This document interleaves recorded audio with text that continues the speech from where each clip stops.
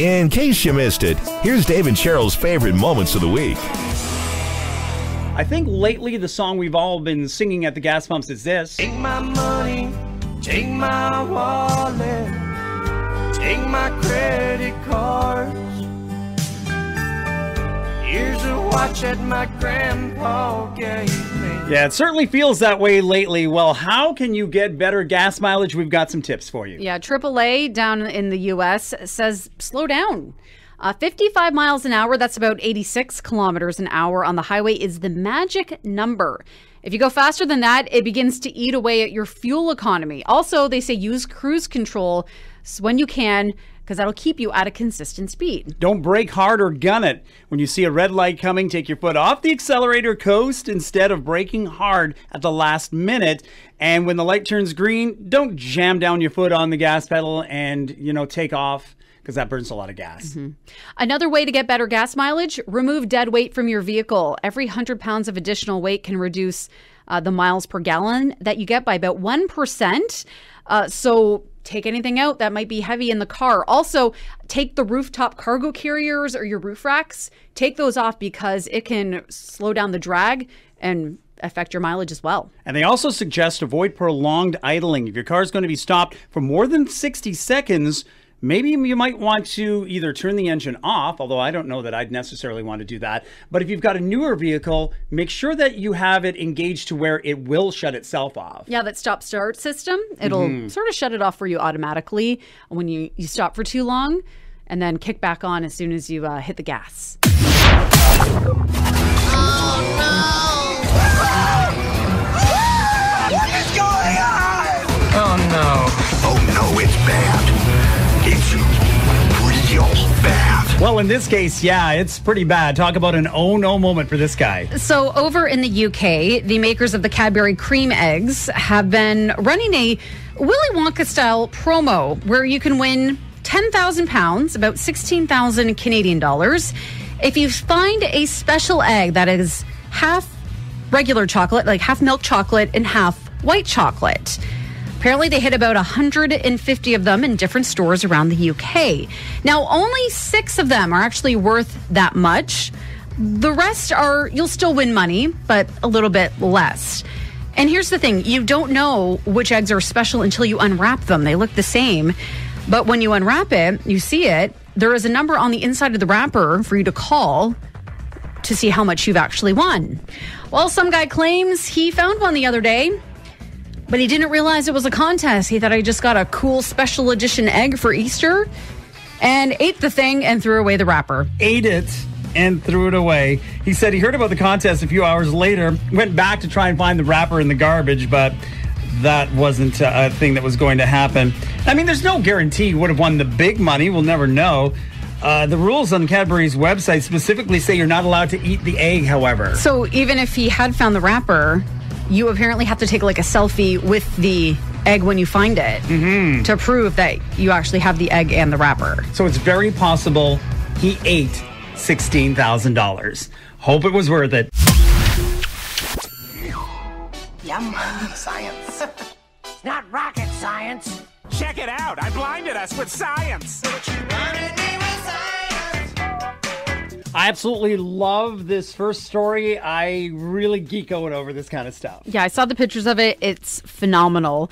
Explorer Ernest Shackleton's lost ship, the Endurance, was found 107 years after it sank. So he and his crew were trying to become the first people to cross Antarctica on foot back in 1915. But they never made it because the ship got caught in ice. They actually camped out on an ice floe for months and didn't make it home for 2 years. But everyone survived, even though the ship sank. And the amazing thing about this is because the water is so cold, they don't have the type of things in the water there that would eat away at the wood. So it looks like the day it sank. And it's also like upright. So it's not like on its side or tilted over or upside down. Clearly see the name, the wheel. It's pretty phenomenal. What a find. Hey, being around someone with a different accent can make you take on their accent. So if you ever wonder this about when people move to other countries and then you see them again and they're like, you're thinking, what? Why are you talking in that accent? And a new study found it starts when you even hear them talk. Just expecting to hear a southern accent can make you start talking that way too. So suddenly you're talking like this. Yeah. My sister went to school in the southern U.S. and anytime one of her friends would call or she calls them on the phone, her friends, she would sound a little bit southern and her friends' families would always be like, you sound like you're Canadian a little bit. Start slipping out the accent. Yeah. Hey, in some animal news, we've got octopus ancestors were discovered that were around even before dinosaurs. Wow. Ants apparently can learn to sniff out cancer. That'd be wild if they could figure that out. Mm-hmm. There's a group of beluga whales who adopted a narwhal, and the narwhal's now getting old enough to mate. So we could have narluga babies soon, which is very rare. Half beluga, half narwhal. I love science. Hey, scientists say that some animals laugh. And we're not just talking about, monkeys or, hyenas. A team of researchers from UCLA conducted a study on the phenomenon of laughter across the animal kingdom, determined that at least 65 species of animals exhibit a behavior known as vocal play, which can be thought of as laughter. They found that behavior documented in primates, domestic cows, frogs, dogs, foxes, seals, mongooses, as well as 3 different bird species. The researchers say this shows how a behavior once thought that was just particular to humans turns out to be closely tied as a behavior that's shared amongst other species too. Wow. So your cat's laughing at you when it tries to trip you every once in a while when it's on the stairs. And then starts laughing at you. But they're more upset though when you don't fall down. I always think dogs can laugh too. At least they look like they're smiling. Mm-hmm. And finally, in space news, NASA is in the process of opening a container of moon rocks that were vacuum sealed and brought back to Earth in 1972. Wow, amazing. And if you're wondering, why didn't they open it for 50 years? It's because they were waiting for better technology to analyze the rocks. Playing the long game. So they opened some up, but they kept some for when technology was better because they knew it would happen. Isn't that something? The forethought of those scientists back then to not want to rip into that bag. You'd have to put it under lock and key because wouldn't you want to be tempted by that? That's Last Week in Science. This guy is really upset after discovering his girlfriend, in his words, tricked him into eating vegan. Yeah, the woman posted the whole story online. She and her boyfriend have been dating for a couple of months. She told him on their first date that she was vegan. She also explained that when he went to her place, she'd fed him completely vegan meals. Well, she said that they were watching a TV show about cooking when he happened to comment that he, quote, hated it when dishes pretended to be meat when it was plant-based, so it was deceptive and gross, and he would never eat that kind of thing. Well, that's when she said she was kind of confused, told him, well, you've been eating vegan for a number of times. He got very upset, very mad, really mad in her words, and accused her of, quote, tricking him into eating something he found disgusting and forcing her diet on him. She added that since the argument, the boyfriend hasn't been over, and since she tried to reach out to him, he's expressed how betrayed he says he felt. So what's your take on this? You can send us a text message or call 519-351-6300. We had a number of people, we posted this yesterday, with their comments. Yeah, and I have to say, I saw where he was coming from at first. I think it's important to tell people what you're feeding them, what's in the recipe. But seeing some of these comments, not many people on his side basically saying, grow up. Yeah, Katie says, so you ate a vegan meal. What's the issue? It's not like you're officially vegan now. Go eat a hamburger and get over it. Yeah, and a lot of people are pointing out, I didn't even think this. Sarah says, did he not ask what he ate? Because you're dating a vegan, what do you think she's going to feed you? Yeah, Brienne saying that. If he was aware she was vegan, what did you expect? That she was going to make you a non-vegan meal? Sounds like he wants out or he's just being whiny. Either way. Yeah, a lot of red flags, people are saying. That's what a lot of people seem to be thinking with this. Someone else saying, here's some pasta and marinara sauce. Here's some bean chili. Grow up. Get over it. Besides, wouldn't this come up at some point? At the conversation along the way? And maybe he just wasn't listening. This is Mike saying that. Joanne says, if it bothers him so much to eat healthy, don't go over to her place then. There you go. And one, I like this, Paula. Is he still breathing? Did it hurt him? Did he enjoy the meals? Get over yourself. So if you want to weigh in on this one, you can give us a call or send us a text message on your take of this story, 519-351-6300. Now, by the way, she added to this story that he's refused to come over unless she, quote, apologizes to him for lying. People online, again, pointing out that he seems to be acting a little immature in all of this. I feel like the issues maybe go a little bit deeper than this. Communication, perhaps, although she did admit that she was vegan. Yeah, so I'm surprised if he's that offended by it, he would even date her in the first place. So maybe she was making him some of those near meat type products, stuff like that. Okay, like the mock meat burgers and stuff like and that. He just didn't realize. He has an issue with it. And didn't understand that they were actually vegan. But again, did he expect that she was going to make 2 meals? Exactly. She must be a good cook if she fooled him.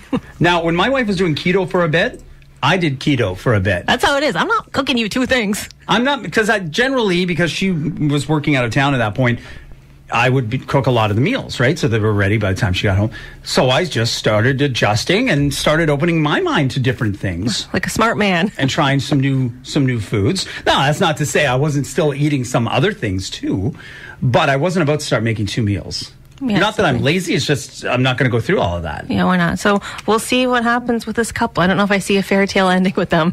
Now, my oldest, when he was in grade 9, was playing high school football and came home one day and decided, I'm going to be vegetarian. So at that time, there wasn't as many products as there is now, but we tried to support it, got him the tofu burgers and all that kind of stuff. But he was going through, again, playing football, practices. He came home one day and we were making steak and he was like, oh, that smells so good. That was kind of the end of that. But he and his partner have now started eating more, vegetable-based, plant-based is what they call it. Yeah, well, I told you I actually went plant-based in the summertime. So it's been a couple of months now. Mm-hmm. And how are you finding it? No, it's good. Like you said, there's so many alternatives now out there. I'm not surprised this guy got quote-unquote fooled by it. Yeah, because there are a lot more options for yourself to prepare, a lot more restaurants that are making that an option too, right? Because I think probably in days gone by, if you were to say you were a vegetarian or vegan, they were like, here's salad. Tofu. Here's an old salad. You can exactly. have that, right? Well, it's amazing to me, 2022, what people will do to try and get a little attention. Yeah, there's this couple in Pennsylvania who are known on YouTube as Saucy and Honey. Their real names, though, are Johnson and Charlotte. They're 24 and 25, and they are YouTubers. So they do things, they film it all, they post it online, people go and watch it. Except that their latest stunt got them arrested. They went into a Target store shortly before it closed and hid behind some boxes on a shelf, kind of made like a little fort for them to be in. They brought their own water and snacks, and then they filmed a bunch of footage of themselves wandering around Target overnight, claiming that they were going to stay there until the morning. Target is about to close, you guys. We're about to spend the night in Target. I don't know if it's just a fine if we're getting arrested. I don't really know. And officers are searching in this dark store and suddenly at 3 o'clock in the morning come upon somebody. That's not a great situation for anybody. So they showed the times on their phones every hour or so, but police have surveillance footage of them leaving the store through an emergency exit at around 3 a.m. and they tripped the alarm when they left. The cops say the couple then returned when the store opened to film more stuff, pretending like they were then leaving in the morning. For what it's worth, they denied that they left or that they were arrested, but they have now been charged with criminal trespassing and conspiracy. So they're facing some definite fines, if not even a little bit more.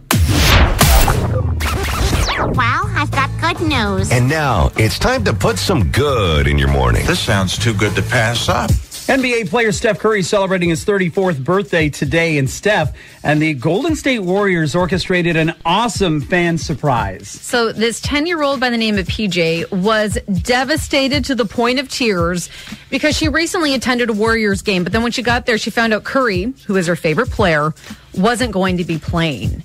She had waited months to see him. He'd even made a homemade sign and brought it. And it was all captured on camera, and her family shared it because she was just bawling her eyes out. She was so upset. Well, the Warriors caught wind of it, of course, and they were kind enough to provide her with tickets to come back to another game a few days later when Steph was going to be playing.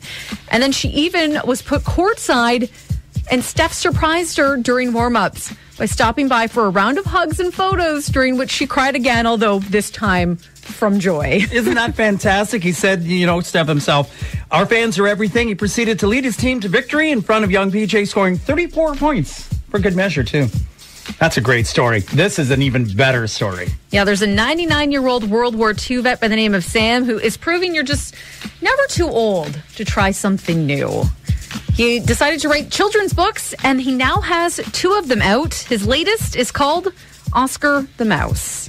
Reading is the foundation for all other education. You can't learn anything unless you can read. Where is the imagination going to be stimulated by these young children if we don't write books like this? I'm 99 and 1/3. Every day is a precious day in everybody's life. You never know whether you're going to wake up tomorrow or not. So why not enjoy today? Amazing. So as you said, his latest book is called Oscar the Mouse, and he's got a third book coming out later on this year, too. So literally, he's 99, is now writing children's books. It is never too old to chase your dream. If you've got something that's been in the back of your mind for a while, if you can, try and push forward. There's today's good news. If you didn't sleep well last night, well, it could be a little bit of, residual from last weekend's time change, but this could be the reason why. There's a new study out of Northwestern that found sleeping with even just a little bit of light is bad for you. And it really doesn't take that much. So the researchers monitored some people while they were sleeping, and they recorded their heart rate, their breathing. They even had them hooked up to an EKG to watch their brainwave activity and had an IV to draw blood from them while they were sleeping. So first they had everyone spend a night sleeping in the dark. Then they had them sleep with a dim overhead light, about as bright as a street light coming through your window. And what they found is when any lights are on, your heart rate climbs, it raises your blood sugar, and both of those are bad because an elevated heart rate at night has been linked to heart disease and early death, and high blood sugar can lead to diabetes. Now, they were surprised at how even a tiny bit of light made a difference. Only about 5% of light makes it through when our eyelids are closed, but the study even talks about how light from a TV could cause issues too. Yeah, they say in order to get a good night's rest, you should turn off all the lights, close your curtains, and maybe even think about using a sleep mask to block out anything else. Now, for us, when you try and grab a nap in the afternoon, love that sunshine, except depending upon the day, even though I've got really, dark kind of blackout curtains, some light still seems to come through in the afternoon. I had to get blackout blinds about a year ago because, sometimes there were some days in the afternoon, right, where it was tougher to sleep, and I really found that's made a difference. Being able to get a better nap in. Well, you might need to go that route yourself. If you're struggling to get some sleep, make sure you're in total darkness. You've been listening to Dave and Cheryl's favorite moments of the week.